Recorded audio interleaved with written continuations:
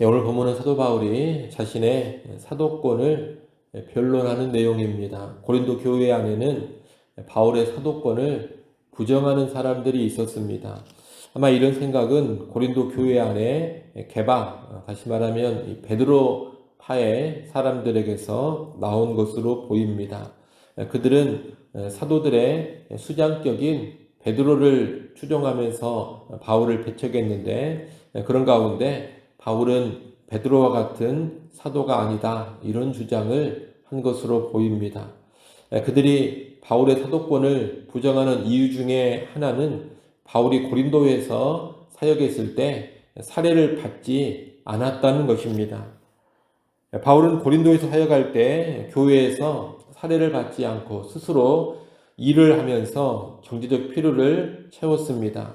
이것을 보고 고린도 교회의 일부 성도들이 어떤 생각을 했느냐?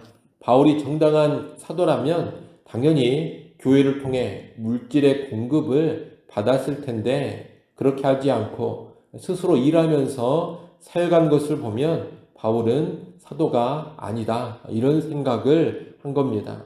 이에 바울은 1절에서 자기가 자유인이라고 먼저 선언합니다.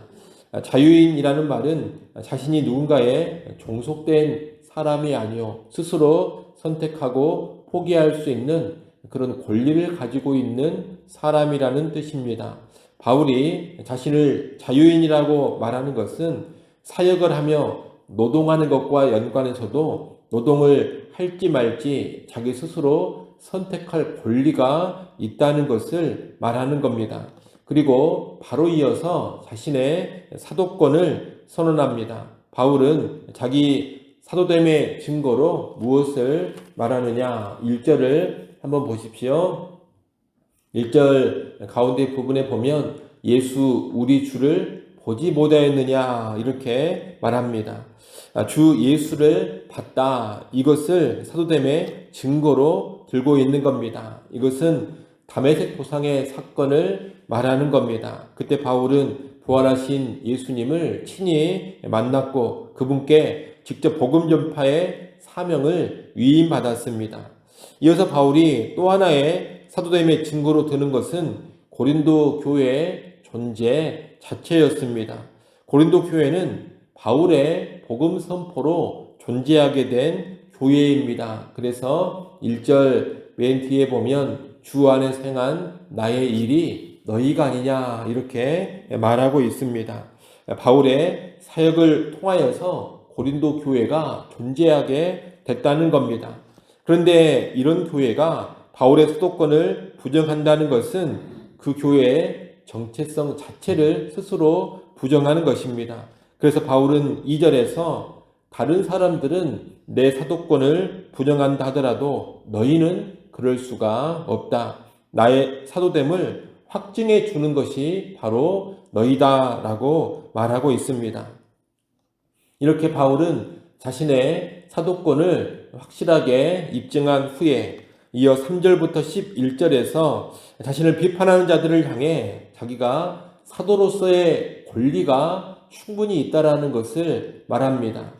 바울은 마음껏 먹고 마실 권리가 있고 다른 사도들처럼 결혼해서 아내와 함께 다닐 권리도 있습니다. 일하지 않고 교회를 통해 경제적 필요를 공급받을 권리도 있습니다. 특히 바울 같은 사도가 복음을 전하고 말씀을 가르치면서 경제적 필요를 공급받는 것은 사람의 상식으로나 하나님의 말씀인 율법으로나 마땅한 권리입니다. 바울은 이 권리를 설명하면서 군 복무하는 군인, 농사 짓는 농부, 양치는 목자를 빗대어 설명합니다. 군 복무하는 군인은 당연히 그의 모든 필요를 국가나 공동체로부터 공급받습니다. 농사 짓는 농부는 자기가 심은 것의 열매를 먹습니다. 양떼를 키우는 목자는 양떼의 젖을 먹습니다. 자신이 수고하고 일하기 때문에 당연히 그 대가를 받는 겁니다. 이것은 굳이 영적인 관점을 갖지 않는다 하더라도 알 수가 있는 인간 세상의 아주 당연한 상식인 것입니다. 바울은 지금 세상 상식으로 보더라도 교회를 세우고 교회를 위해 수고하는 자신이 교회로부터 경제적 필요를 공급받는 것은 당연하다, 이 말을 하고 있는 겁니다. 나아가 바울은 이것이 세상사의 상식일 뿐만이 아니라 하나님의 뜻이기도 하다고 말합니다. 이와 연관해 바울은 율법의 말씀을 인용합니다.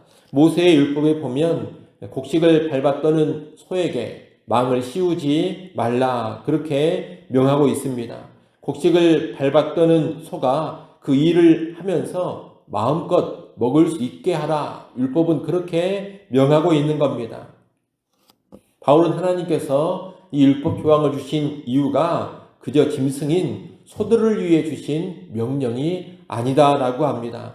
복음 사역자들을 염두에 두고서 하나님이 이런 명령을 주셨다고 말하는 겁니다. 복음 사역자들이 복음 전하는 일을 한다면 당연히 먹을 것, 쓸 것을 충분히 공급받아야 한다는 것을 하나님께서 이런 율법으로 가르쳐주고 계신다, 바울은 이렇게 말하고 있는 겁니다. 여러분, 육적인 것을 뿌린 사람이 육적인 것을 거두고 취하는 것은 당연합니다. 그런데 육적인 것보다 훨씬 더 가치가 있는 신령한 것을 뿌린 사람이 육적인 것을 거두고 취하는 것은 오히려 가벼운 일, 약과인 것입니다. 다시 말해 영원한 생명을 주는 복음을 뿌리고 말씀을 가르치는 사람이 육적인 물질을 공급받는 것은 결코 과한 일이 아니라는 겁니다. 그래서 바울이 11절에 말을 하는 겁니다. 11절 말씀을 같이 한번 읽어보겠습니다. 11절 말씀 우리 함께 읽습니다.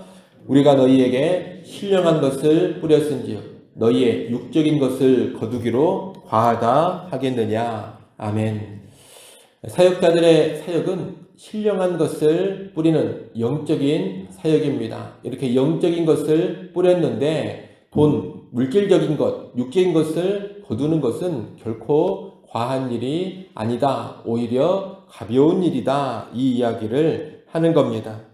바울은 이어 12절 상반절에서 고린도 교회를 직접 세우지 않은 사역자들도 고린도 교회에서 말씀을 가르치면 경제적 필요를 채움받는 그런 권리를 갖게 되는데, 고린도 교회를 직접 세운 바울 자신은 더욱더 당연한 권리를 갖고 있다, 이렇게 말합니다. 바로 분명히 고린도 교회로부터 모든 경제적인 필요를 충분히 공급받을 그런 권리를 가지고 있는 겁니다. 우리는 이상의 내용을 통해서 복음 사역자들, 오늘날로 하면 목회자들이 교회를 통해 경제적 필요를 채움받을 권리가 있다라는 것을 알아야 하겠습니다. 목회자가 부당한 권위를 부려서는 안 됩니다. 그러나 목회자가 권리가 없는 사람은 아닙니다. 목회자는 교회로부터 필요한 모든 것을 공급받을 그런 권리가 있는 겁니다. 따라서 교회 성도들은 당연히 사역자들의 경제적 필요를 채워야 합니다. 그것은 교회 성도들의 의무이면서 동시에 사역자들의 정당한 권리입니다. 사역자들이 사례를 받는 것은 안 받아도 되는 것을 받는 것이 아니라 당연히 받아야 할 것을 받는 겁니다. 아울러 우리가 좀 전에 봤던 11절 말씀에 따르면 사례를 받는 것은 사역자들이 감당하는 그 사역의 가치에 비하면 하찮은 것을 받고 있는 겁니다. 신령한 것을 주고 육적인 것을 받는 것이기 때문입니다. 교회 성도들은 목회자로부터 영원한 가치가 있는 말씀을 듣고 배웁니다. 영생에 유익이 되는 그런 교훈을 받습니다. 그에 비해 목회자에게 공급하는 돈, 물질은 이 세상에서나 필요한 것입니다. 목회자는 영원한 것을 주는 것이고 대신에 썩어질 것을 수고조로 받는 겁니다.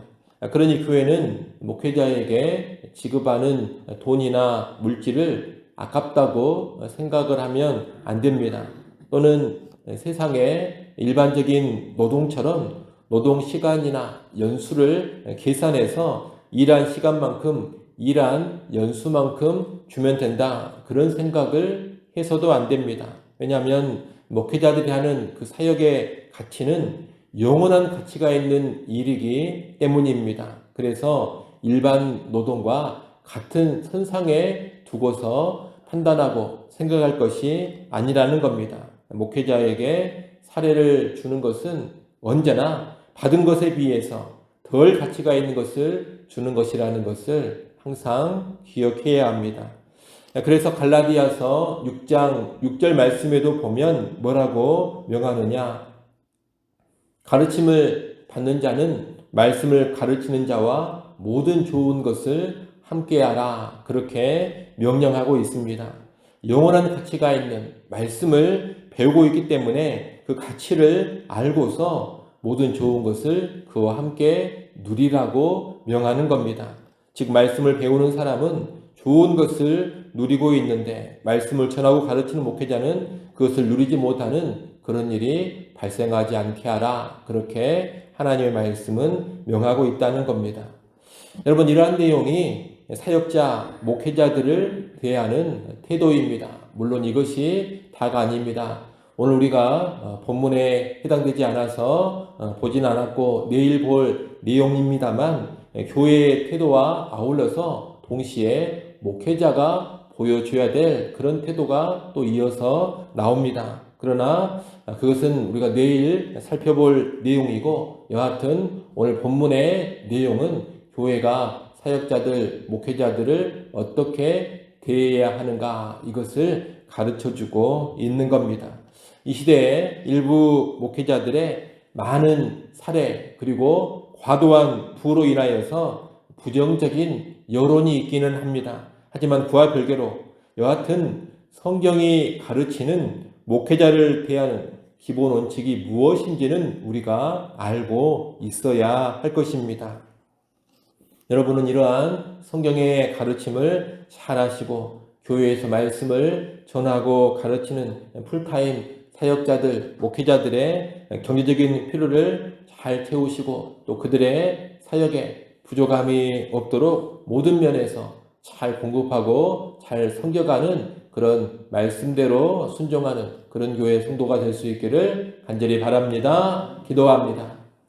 하나님 아버지, 교회에서 사역하는 말씀을 전하고 복음을 전하고 가르치는 사역자들의 그 귀한 수고를 알게 하시고 그 고귀한 사역의 가치를 잘 이해하는 교회와 성도들이 되게 하여 주옵소서. 그런 가운데 목회자들, 사역자들의 경제적인 필요를 잘 채우게 하시고 그들의 사역의 모든 필요한 것들을 충분히 공급해 주는 말씀에 순종하는 교회와 성도들 되게 하여 주옵소서. 아버지 하나님, 또 이 시간 우리를 깨워주시고 기도하는 자리로 불러주셔서 감사합니다. 살아계신 하나님 앞에 겸손히 엎드리게 하시고 필요한 은혜를 구하는 새벽 시간 되게 하여 주시옵소서. 기도하는 시간을 통하여서 궁유를 베푸시는 하나님의 은혜를 받아 누리게 하시고 오늘 하루 승리하며 살아갈 수 있는 힘과 능력과 지혜를 공급받게 하여 주옵소서. 예수님의 이름으로 기도드리옵나이다. 아멘.